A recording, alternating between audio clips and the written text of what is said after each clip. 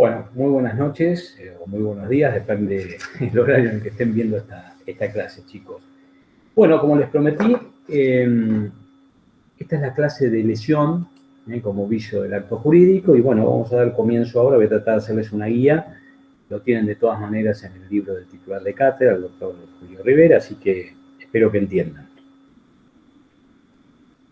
En su momento, cuando habíamos analizado el tema de los hechos jurídicos, vimos en su clasificación que podían existir hechos de la naturaleza o hechos humanos, y los hechos humanos podían ser voluntarios e involuntarios. Allí analizamos la voluntariedad de un hecho, que se daba cuando la voluntad del sujeto que actuaba era plena o estaba completa. Eso se daba cuando reunía sus tres elementos internos, que eran el discernimiento, la intención y la libertad. Y además, ese requisito que los autores denominan como un requisito externo, que es la manifestación exterior de esa voluntad, ¿no? Por los modos que establece el Código Civil. Sea de manera expresa, sea de manera tácita, puede ser formal o no formal, etcétera, etcétera. Allí vimos también que cada uno de estos tres elementos internos de la voluntad, discernimiento, la intención y la libertad, podían ser atacados por distintas causas. En el caso del discernimiento, en el Código Civil y Comercial argentino, vigente hoy, existen dos causas obstativas o obstructivas del discernimiento, que son la menor edad y la privación de la razón, sea permanente o transitoria. La menor edad, acuérdense que el Código hace una distinción de cuándo comienza el discernimiento para los actos ilícitos y cuándo principia para los actos lícitos. Para los ilícitos el discernimiento se adquiere a los 10 años y para los ilícitos comienza a los 13 años. La diferencia con el Código anterior era que en el Código de Vélez, con la reforma del año 68, el discernimiento para los actos lícitos se alcanzaba a los 14. Es decir, que el menor denominado impúber, 14 años cumplidos hasta la mayoría de edad, ya tenía discernimiento para los actos lícitos. Entonces, los otros dos elementos internos de la voluntad, la intención y la libertad, podían ser afectados por lo que vimos en su momento que se denominan los vicios del consentimiento, los vicios de la voluntad, que son tres: el error, el dolo y la violencia. Los dos primeros afectan a la intención y el último afecta a la violencia. La violencia tiene dos especies: el vicio de fuerza o fuerza física irresistible y la intimidación o la violencia moral.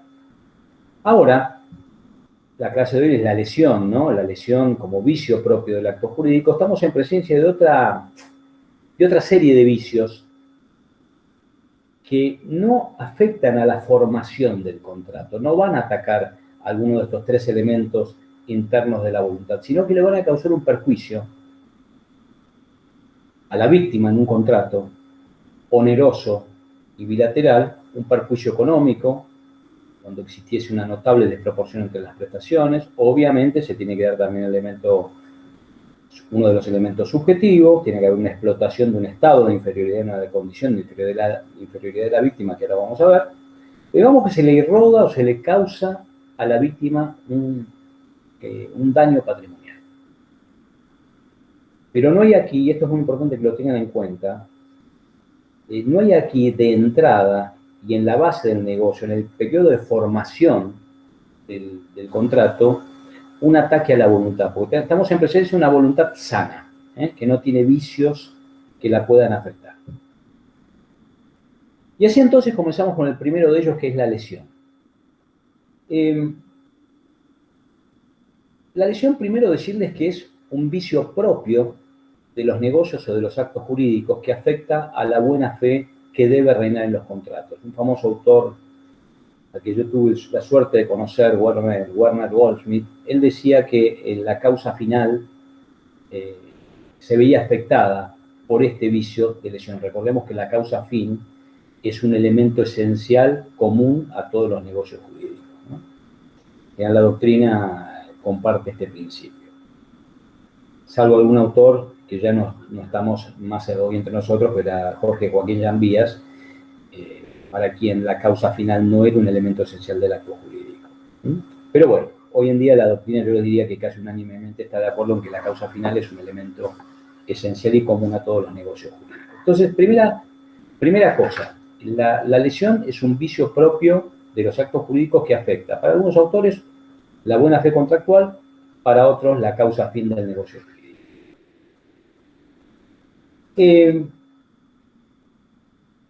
Hoy, por supuesto, está regulada en el Código Civil y Comercial Argentino, artículo 332, que después voy a tratar de leerlo para no perder detalle.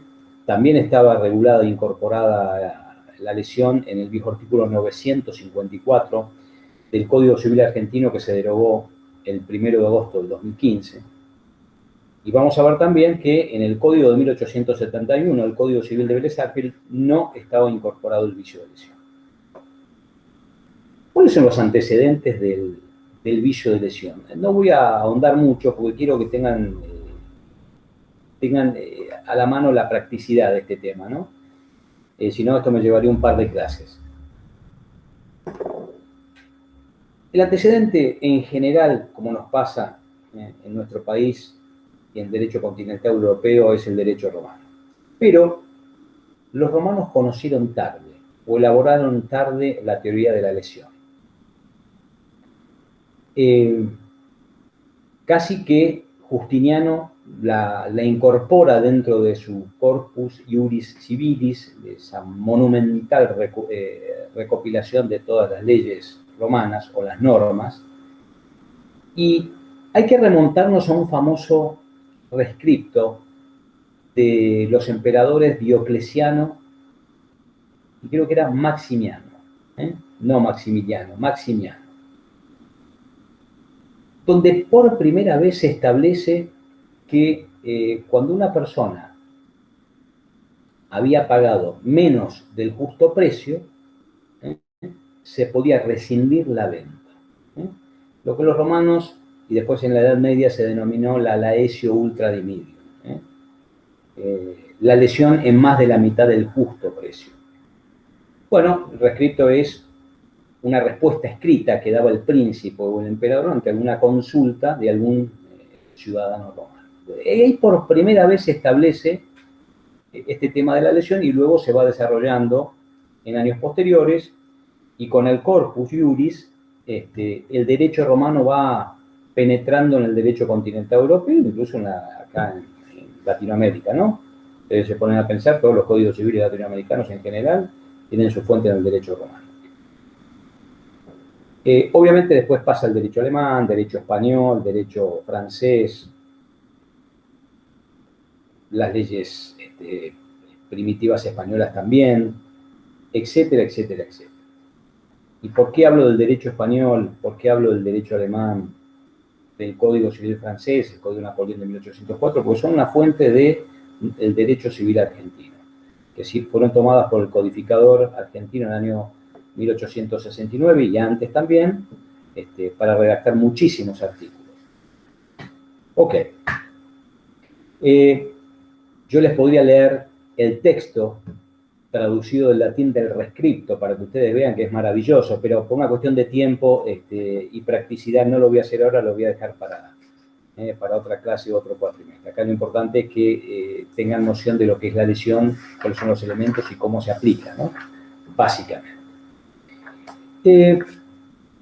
Entonces, el derecho romano expande la figura de la lesión a todo el derecho continental europeo y el derecho latinoamericano.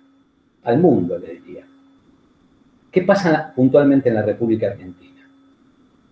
Como ustedes saben, nuestro Código Civil, no el que rige hoy, sino el Código Civil que fue derogado en el año 2015, fue elaborado por Dalmacio Vélez Arfield, un jurista exquisito y excepcional desde mi punto de vista, que tuvo una vigencia de tantísimos años. Ustedes piensen que el Código Civil argentino rigió desde el año que entró en vigencia, 1871 enero, hasta el 2015 en el que fue derogado, aclarando que tuvo una gran reforma de más del 10% articulado en el año 1968 y reformas parciales. Pero digamos que muchísimas normas escritas por Vélez Arfield subsistieron hasta el año 2015. Así que eso demuestra a las claras o denota la precisión y la solvencia jurídica que tenía este excepcional doctrinario y jurista.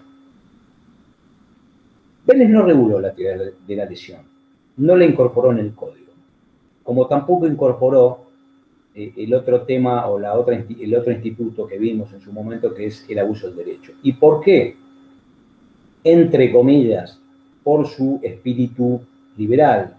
No se olviden que era un jurista liberal y era muy respetuoso a los derechos individuales, sobre todo a la libertad y a la propiedad, y cuanto menos regulación pudiesen tener esos derechos, con mayor amplitud, el titular podía desplegarlos.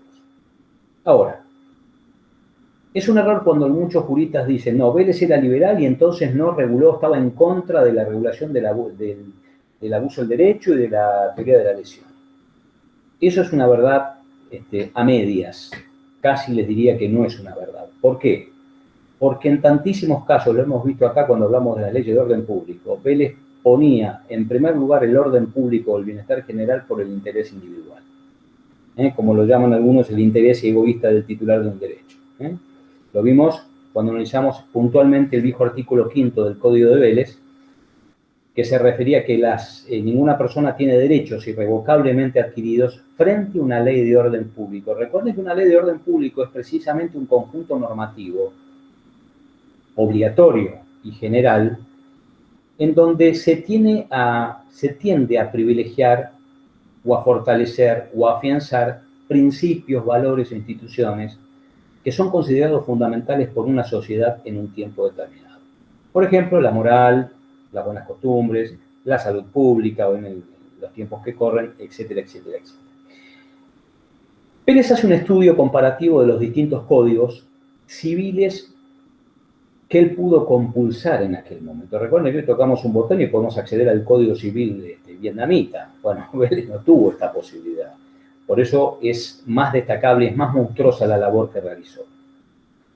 Él comparó los códigos civiles, me estoy acordando ahora, ¿no? El Código Sardo, el Código Napolitano, el Código de Luisiana, el Código Prusiano, el Código Civil francés, las leyes españolas, el Código Alemán, etcétera, etcétera. ¿Y a qué conclusión llegó? Que no había uniformidad en estos regímenes respecto de cómo debía regularse la lesión y las consecuencias que ella traía aparejada. Y ni que hablar de los elementos constitutivos de la lesión. Para que se configurara la lesión, ¿en cuánto tenía que ser perjudicada la víctima? ¿En la mitad del justo precio? ¿En una tercera parte del justo precio? Bueno, había distintas variantes y distintas opiniones en esos códigos, con lo cual Vélez decidió al final, no voy a regular el vicio de lesión porque los códigos más modernos no se ponen de acuerdo. Así que vamos a dejar la cosa como está, no vamos a regular la lesión. Muy bien. Pero lo maravilloso de esto es que Vélez deja sentada su opinión personal en una nota. Así como él manifestó su opinión contraria de abuso del derecho en la nota puesta por él al artículo 2513 del Código de Drogado, lo hizo en el artículo 943 del Código de 1871. Y él dijo al final de la nota, puede hacer todo este estudio, no comparativo de estos códigos que yo les acabo de decir. Él dijo, más o menos así, dejaríamos de ser responsables si la ley nos permitiese enmendar todos nuestros errores y todas nuestras torpezas.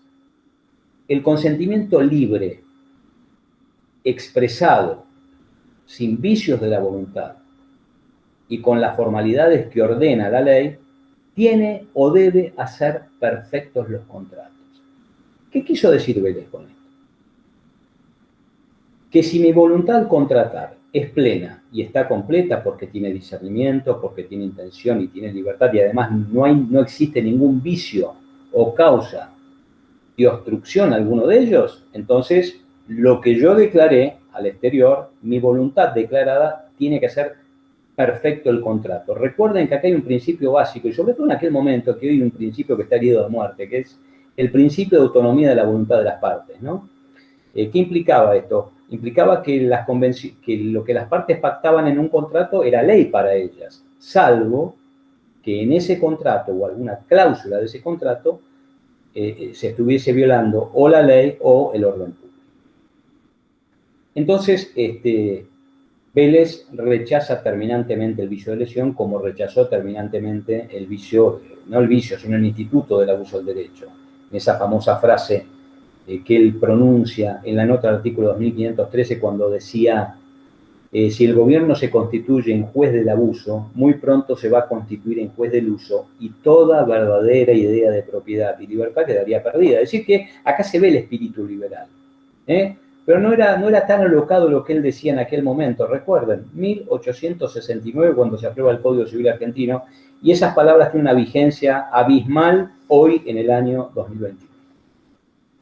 Entonces, Vélez no regula el tema de la teoría de la lesión o de este vicio de lesión. Obviamente, hay algunos antecedentes en la República Argentina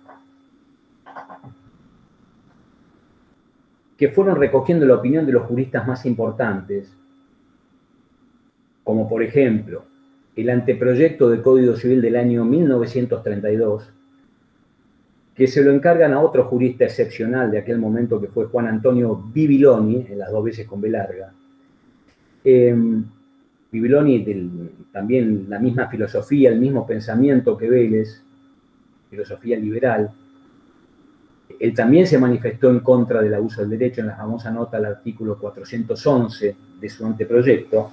Pero respecto de la teoría de la lesión, o del vicio de lesión, perdón, Bibiloni, si bien no la regula, no la incorpora en su anteproyecto. Decirles que el anteproyecto del 32 no tuvo una acogida favorable porque no gozó del apoyo que tenía que tener para convertirse en ley. Así que digamos que quedó como un antecedente científico. Pero lo importante es lo que dice Bibiloni. Él, si bien no regula la teoría de la lesión, estoy con la teoría, y no puedo sacarme el tema de la teoría, tengo el abuso del derecho mezclado con la lesión, el vicio de lesión. En su opinión, el artículo 953 del Código Civil de Vélez era suficiente para castigar las posibles explotaciones que podrían originarse como consecuencia de la configuración del vicio de lesión subjetiva. Y entonces, recordando también que el 953 del Código Civil, derogado en el 2015, al regular el objeto del acto jurídico, nos decía que el objeto no podía ser, entre otras cosas, no podía ser contrario a la moral, a las buenas costumbres, prohibidos por las leyes.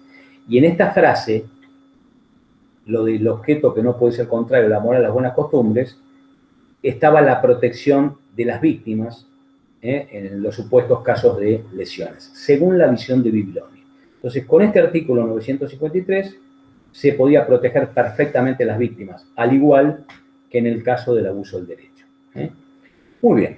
Después, obviamente, en la República Argentina hay un proyecto de Código Civil del año 1936 que tiene como base todo este anteproyecto Bibiloni. Y ahí es donde se empieza a hablar también, obviamente, del tema del vicio de lesión, pero finalmente no se incorpora. No se incorpora y no es aprobado ese proyecto de Código Civil del año 1936.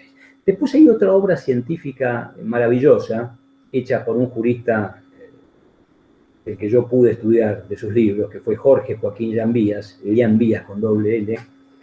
Él hace un anteproyecto en el año 1954 y, por supuesto, incorpora el vicio de lesión en los artículos, a partir del artículo 1590, bueno, no me acuerdo el artículo, pero incorpora el vicio de lesión, por primera vez en un antecedente científico. Perdónenme por el raconto que hago, ¿no? Pero son antecedentes importantes. Después del anteproyecto Llanvías de 1954, pasan muchísimos años y en la época del gobierno de Alfonsín también se elabora un proyecto de unificación de la legislación civil y comercial que se llamó Proyecto de Unificación del año 1987. Que en realidad mantiene sin cambios todo el sistema del artículo 954. Este proyecto del 87, mantiene el viejo artículo 954, que fue incorporado en el año 1968 al Código de Vélez, donde se incorporaba la lesión. Bueno, este proyecto del 87 mantiene sin cambios el 954. Después decirles que existen dos proyectos también en la República Argentina. Uno del año 92 y otro del año 93. El del año 92 fue elaborado por una comisión designada por el Poder Ejecutivo de aquel momento. Y el del año 93 fue elaborado directamente por la Cámara de Diputados de la Nación. Y aquí, ¿por qué lo menciono? Porque el artículo 639 del proyecto del PEN, del Poder Ejecutivo Nacional, incorpora este vicio de lesión, que es un antecedente importante. Obviamente, no se los voy a leer porque no tiene sentido. Vamos a ir directamente al Código de Vélez, con la reforma del año 68 y al Código actual. Después tienen, bueno, en el proyecto 93, deja sin cambios el artículo 954, repito, que había incorporado la lesión, salvo algún retoque en el primer párrafo del viejo artículo 954, etc. Hasta que llegamos al año 1998. Y acá tenemos el proyecto de Código Civil del año 98, que es muy importante. ¿Por qué? Porque es la base principal del código que tenemos ahora. Esa comisión de juristas que se encargó de elaborar el anteproyecto de Código Civil del año 2012, que hoy es el nuevo Código Civil y Comercial argentino, tuvo su base, o la fuente primaria o directa de ese anteproyecto es precisamente este proyecto de Código Civil del año 1998, con el orgullo que deben estar ustedes, y obviamente para mí, al ser adjunto de él, que participó, fue miembro de esa comisión, el doctor Julio César Rivera. Y ahí, en ese proyecto del 98, en el artículo 327, se incorpora el vicio de lesión. Se incorpora este proyecto, decirles que no tuvo respaldo en la política y no fue aprobado. Pero es un antecedente importantísimo de este nuevo Código Civil que tenemos acá. Y después llegamos al anteproyecto del 2012, hoy nuevo Código Civil y Comercial, que finalmente incorpora el vicio de lesión en el artículo 332. Es decir, que el anteproyecto de Código Civil del año 2012 mantiene el texto del 332 en el código actual. Yo voy a tratar de leérselos textual, ese artículo 332, porque no ha variado. Y dice así: puede demandarse la nulidad o la modificación de los actos jurídicos cuando una de las partes, explotando la necesidad, debilidad psíquica o inexperiencia de la otra, obtuviera por medio de ellos una ventaja patrimonial evidentemente desproporcionada y sin justificación. Se presume, excepto prueba en contrario, que existe tal explotación en caso de notable desproporción entre las prestaciones. Y continúa los cálculos. Continúa el artículo, después ustedes lo leen en el código. Es decir que este artículo 332 mantiene la figura de la lesión que estaba incorporada en el código que se derogó en 2015, en el viejo artículo 954. Más o menos la redacción es igual. ¿Qué es lo que cambia? Cambia uno de los aspectos del elemento subjetivo, que acá se habla de la debilidad psíquica.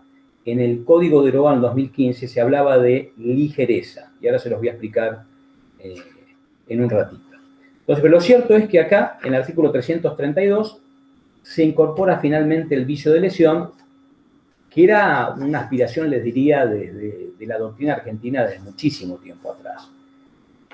No solamente esta aspiración de que se incorpore en la legislación argentina el vicio de lesión, era una aspiración de la doctrina, sino que esto se vio reflejado en múltiples congresos, reuniones de juristas, antecedentes científicos, etcétera, etcétera, etcétera.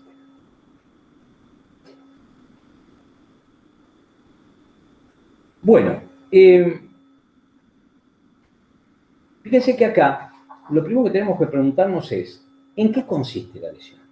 Bueno, la lesión se configura cuando un sujeto se aprovecha de una condición de inferioridad en que se encuentra la contraparte.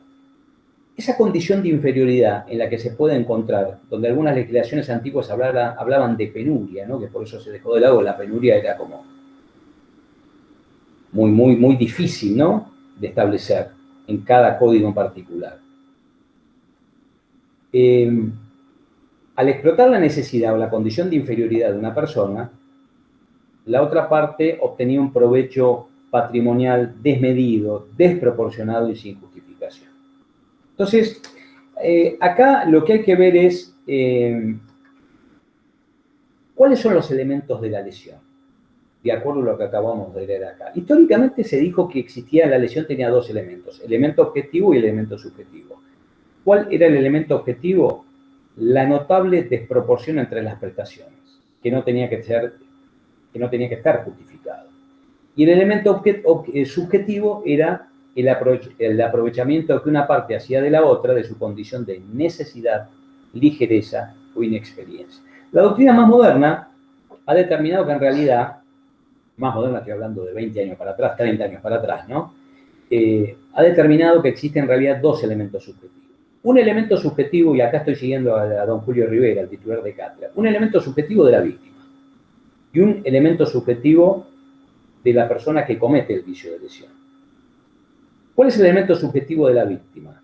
La condición de inferioridad en la que se encuentra. Y esa condición de inferioridad se traduce en tres circunstancias: inexperiencia, debilidad psíquica y necesidad. ¿Cuál sería el elemento subjetivo del que comete la lesión? El aprovechamiento de esa condición de inferioridad. Decirles que en el Código Nuevo, hoy tenemos esta nueva situación de la víctima, que es la debilidad psíquica. En el Código Civil derogado en 2015, el artículo 954 decía o hablaba de la necesidad, ligereza o inexperiencia de la otra. Es decir, se mantienen la necesidad y la inexperiencia, pero se ha cambiado el tema de la ligereza. ¿Por qué? Porque la ligereza se refería a la intervención de lo que nosotros conocemos en la República Argentina como los inhabilitados. Los inhabilitados del viejo artículo 152 bis del Código de Vélez, con la reforma del año 68. Recuerden, ¿a quiénes podían ser inhabilitados judicialmente? Los ebrios consuetudinarios, los toxicómanos, aquellas personas que tenían una disminución en sus facultades mentales, que no llegaban a configurar o que no llegaban a ser lo que el Código de 1871 denominaba dementes, viejo artículo 141, aquellas personas que tenían una disminución en sus aptitudes físicas, y por último el tema de los pródigos. Entonces, cuando el 954, regulando la lesión, hablaba de ligereza, se estaba refiriendo a los inhabilitados, pero acá hay una pequeña cuestión. Los inhabilitados, como regla general, eran personas capaces. Por excepción, no podían realizar aquellos actos que la ley o la sentencia judicial les prohibía. Yo creo que con sabio criterio, el anteproyecto del Código Civil del año 2012, hoy, nuevo Código Civil y Comercial argentino, ha quitado este término ligereza que daba lugar a interpretaciones disímiles y la ha reemplazado por la debilidad psíquica.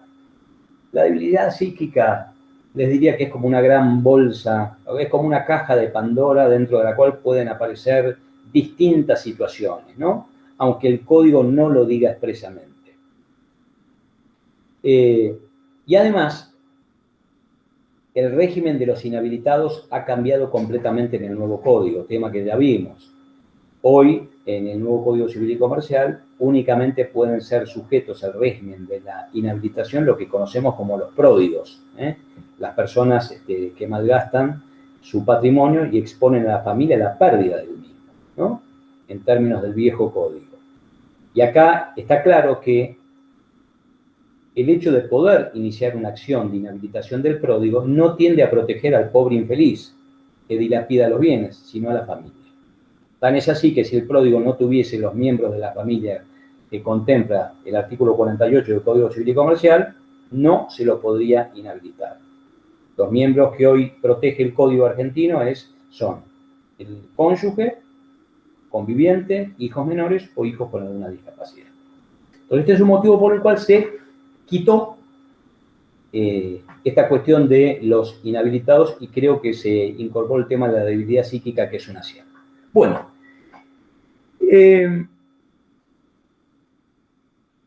¿a qué acto se aplica el vicio de lesión? ¿No? Esto tiene que ver con la clasificación de los negocios jurídicos o de los actos jurídicos. Está claro que se aplica exclusivamente casi a los negocios jurídicos bilaterales y onerosos. Pero algunos autores no excluyen la posibilidad de que se aplique en lo que se denomina los contratos aleatorios, ¿no? Contrato aleatorio es aquel que tiene un riesgo. Yo vendo una cosecha a una persona, pero bueno, ¿qué le puede pasar a la cosecha? Le vendo a Juan la cosecha del año que viene, pero resulta que la cosecha del año que viene la agarró una luz o la agarró un temporal y la pulverizó. Y entonces yo no le voy a poder entregar la cosecha. Pero hay contratos que están sujetos a un riesgo, pero es propio del contrato. En principio, y esto lo plantea don Julio Rivera, ¿no? El alia típico de estos contratos hace imposible casi que se dé este tema de la explotación de la condición de inferioridad de otra de las personas o de la otra parte. Entonces, básicamente yo les diría, y en los unilaterales no sería de aplicación la lesión. ¿Por qué? Porque el acto unilateral, ¿cómo se define? El acto jurídico unilateral. Como aquel que para formarlo necesitamos la voluntad de una parte. Ejemplo, el testamento. Ejemplo, el reconocimiento de una paternidad que uno puede realizar ante escribano público. Entonces, acá no hay contraparte, ¿no es cierto? ¿Quién va a ser el lesionado y el lesionante? Con lo cual, es acertado, ¿no?, que este vicio de lesión funcione en los contratos bilaterales y onerosos. Decirle que el contrato oneroso es aquel donde ambas partes realizan un sacrificio patrimonial, dan algo, pero al mismo tiempo reciben una contraprestación. Muy bien. Hace poquito, yo les diría, y acá lo tengo escrito, ¿no? Hubo un fallo de la Cámara de Apelaciones en lo Civil y Comercial de Azul, provincia de Buenos Aires, de la Sala 2, fecha 10 de febrero de este año, en la causa Campo contra Tosi, donde precisamente la Cámara falló en un caso de lesión. Este tema que estamos viendo acá. Esto para demostrarles que la lesión no es un tema que no se ve, que es doctrinario, ¿no?, sino que tiene aplicación práctica. No hay tantos casos de lesión, pero sí existen. Se los voy a leer textual la parte, un parrafito de la sentencia de la Cámara. Dice así: debe tenerse por acreditada la evidente desproporción en las prestaciones de las partes, por cuanto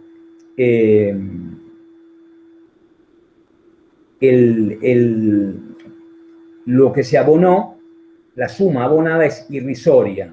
Se abonaron, les digo que en este caso se abonaron 290.000 pesos argentinos por una fracción de campo que valía 1.350.000. Entonces, ¿acá qué determinó la Cámara?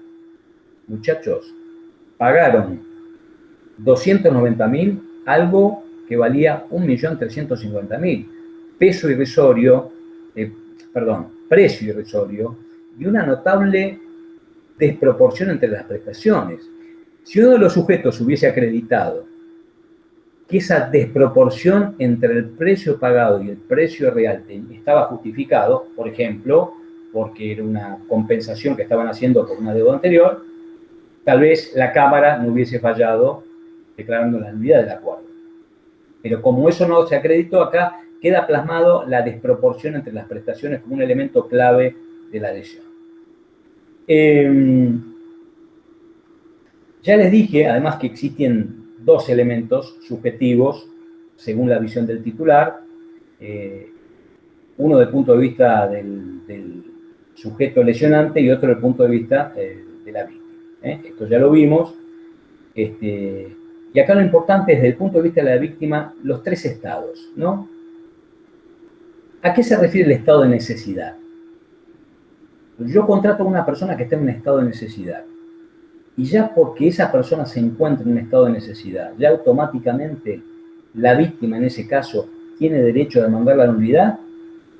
Bueno, primero preguntarnos, ¿no? ¿Qué es la necesidad? Escasez, penuria, qué sé yo, pobreza, indigencia, no tener lo esencial para poder vivir. Bueno, puede ser que una persona esté en este estado y puede ser que yo contrate con esa persona, pero también puede ser que yo no me aproveche de esa condición de inferioridad.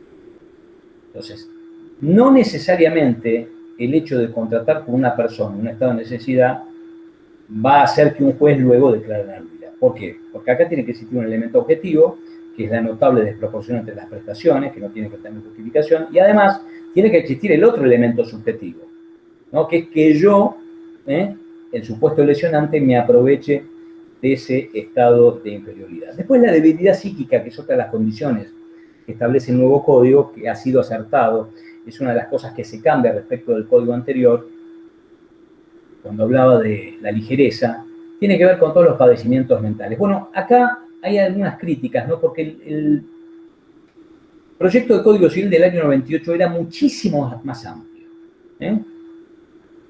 Incluía más supuestos acá, dentro de la debilidad psíquica. Por ejemplo, avanzada edad, condición social, condición económica, etcétera, etcétera. Y en esto el titular de cátedra critica, ¿no? Porque tendría que haber sido más amplio. Después Lorenzetti, que fue uno de los redactores del Código Civil Nuevo, dice que esos estados que estaban contemplados en el proyecto del año 1998 pueden ser incluidos dentro de la debilidad psíquica. Muy difícil, ¿no? Que al hablar de debilidad psíquica podamos incluir ahí la carencia de medios, la condición social, cultural, no sé qué tiene que ver eso con la debilidad psíquica, ¿no? La debilidad psíquica sería una persona que tiene el discernimiento con algún bajón de tensión, por decirlo de alguna manera. Y ni que hablar, por ejemplo, cuando habla una persona que bajo el consumo de drogas o de alcohol es víctima del vicio de lesión. ¿Qué pasaría allí? Y después la otra condición en la que se puede encontrar la víctima es la inexperiencia. Bueno, después vean en Rivera en el libro, con los autores que ustedes quieran, ¿a qué se refiere inexperiencia acá? ¿Significa que una persona no está acostumbrada a realizar esos contratos?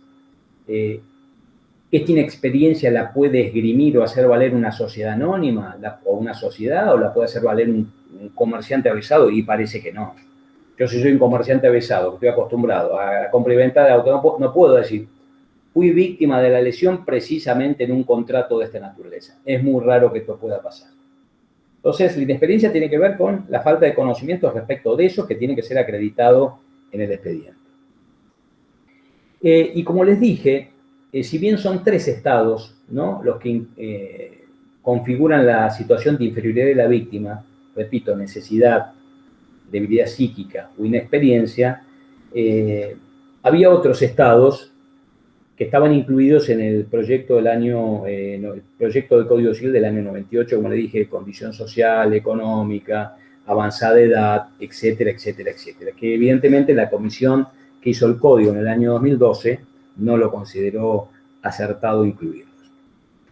¿Qué es lo que debe probar la víctima acá? Yo soy víctima de lesión. ¿Qué es lo que tengo que probar? Sin duda, el elemento objetivo. ¿Cuál es el elemento objetivo? La notable desproporción entre las prestaciones o la inequivalencia entre lo que uno da y lo que uno recibe. Yo tengo que probar, por ejemplo, que pagué 100 pesos lo que valía, no, al revés, ¿no? Digamos que yo soy la víctima. Yo pagué mucho más del precio que valía la cosa, ¿no? Entonces, si yo logro probar la inequivalencia de las prestaciones, acá entra a funcionar otra pregunta. Yo, víctima, ¿tengo que probar alguno de los 2 elementos subjetivos? Es decir, mi condición de inferioridad, que tengo debilidad psíquica, que estoy en una situación de necesidad, o mi falta de experiencia, o tengo que probar la explotación que la contraparte hizo de mi condición de inferioridad. Para la tesis mayoritaria, basta comprobar esto, ¿no? El elemento objetivo. Entonces, la presencia del elemento objetivo hace presumir, y esta es una presunción iuris tantum, la existencia del elemento subjetivo. Fíjense que acá estoy buscando el código, que se los leí para leerlo textual. Fíjense que el artículo 332, en su segundo párrafo, dice: se presume, excepto prueba en contrario, que existe tal explotación en caso de notable desproporción entre las prestaciones. Es decir, que si la víctima logra probar que hay una notable desproporción entre las prestaciones, eso hace presumir la explotación. Hace presumir que la otra parte se aprovechó de mi condición de inferioridad. Acá Rivera también afirma que la víctima debería probar su estado de inferioridad. Y yo coincido con esto. Yo coincido. Pero de todas maneras, esta no es la tesis mayoritaria en nuestro sistema jurídico, ¿no?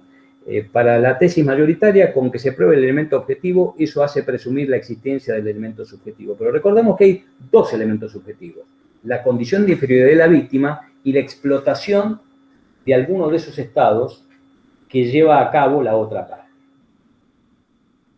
Bueno, después el código van a ver que hay una opción, ¿no es cierto? ¿Cuál es la sanción a que da lugar la lesión como vicio del acto jurídico? Dos sanciones: nulidad del negocio jurídico y la recomposición o el reajuste equitativo del convenio. Decirles que la nulidad acá va a ser relativa. ¿Por qué es relativa? Porque la nulidad como sanción legal lo que tiende a proteger en este supuesto puntual de la lesión es el interés del lesionado. Entonces, la nulidad va a ser relativa, y al ser relativa, la nulidad va a ser confirmable, la acción va a prescribir a los 2 años, tiene un plazo de prescripción de 2 años, que es otra de las novedades del artículo 332, ¿no? El plazo para iniciar la acción de nulidad o la prescripción, más técnicamente hablando, es de 2 años. En el código anterior, viejo artículo 954, el plazo de prescripción era de 5 años, ¿no? Ahora ni siquiera se ha colocado el plazo de prescripción aquí, en el artículo 332, está más adelante, cuando el código regula, ahora no me acuerdo el número del artículo, pero cuando el código regula el tema de la prescripción liberatoria o extintiva. Y decirles que el demandado tiene una facultad, una posibilidad. Cuando se demanda a un sujeto por nulidad, por el caso del vicio de lesión, el demandado tiene la opción de, al contestar la demanda, ofrecer un reajuste del contrato. Es decir, si yo pagué la mitad del precio, bueno, le puedo ofrecer al actor mejorarle el precio y ahí se termina la cuestión. Si yo le ofrezco, yo soy el demandado, ofrezco el reajuste, bueno, automáticamente ese reajuste equitativo del contrato del convenio hace transformar a la acción de nulidad en una acción de reajuste. Sin embargo, hay una opinión que dice que esto podía ser ofrecido subsidiariamente. Yo, demandado por lesión, puedo contestar la demanda, negar que yo me aproveché de la condición de inferioridad de la víctima, pero a pesar de eso, ofrecer un reajuste equitativo del convenio, de manera subsidiaria o de manera supletoria. ¿Qué significa esto de manera subsidiaria o supletoria? Bueno, si yo no tengo suerte en la consideración del juez, bueno, si el juez no hace lugar a lo que yo planteé, que no me aproveché de la condición de inferioridad, bueno, le mejoro el contrato y listo, de manera subsidiaria. Esto me parece que es lo que opina don Julio Rivera, pero básicamente son dos acciones: nulidad y acción de reajuste. Bueno, espero que hayan entendido y cualquier duda o consulta me lo hacen saber. Muchísimas gracias y les pido después, por favor, me dejan los comentarios, le dan un like, apoyan al canal, como dicen todos los youtubers, y además, sobre todo, que yo soy nuevo y además soy un primate. Les pido la ayuda a todos. Bueno, muchísimas gracias y hasta la próxima.